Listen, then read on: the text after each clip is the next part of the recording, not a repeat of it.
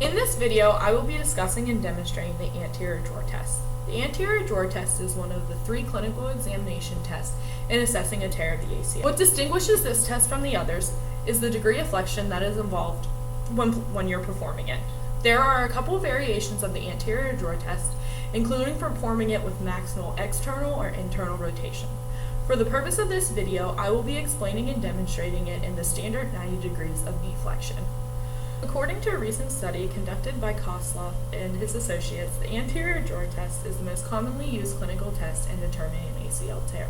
In this study, the authors examined 103 patients, all with suspected ACL tears. The results revealed that the anterior drawer test has a 94.5% sensitivity and 100% specificity. In addition, this study reported 96% accuracy with identification of an ACL tear when using the anterior drawer test. It is important to note that there is a wide variation in the reports of these numbers depending on the sources.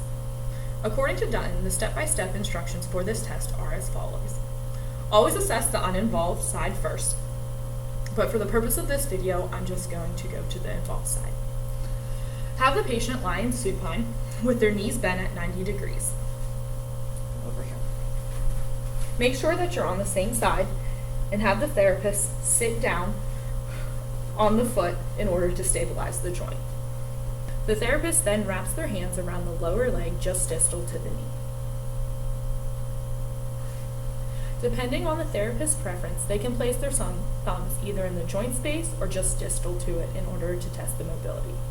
With both hands, the therapist abruptly pulls the lower leg forward. It is imperative that the patient's knee is relaxed to allow any translation movement to occur. In layman's terms, I will explain this to the patient. Lanisha, I'm going to use a clinical test called the anterior drawer.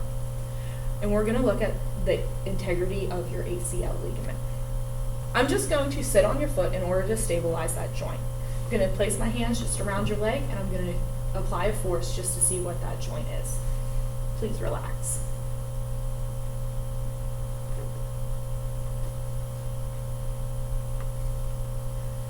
Once I compare this to the other side of the knee, I will see that Lanisha's knee does not have any laxity, indicating a negative test.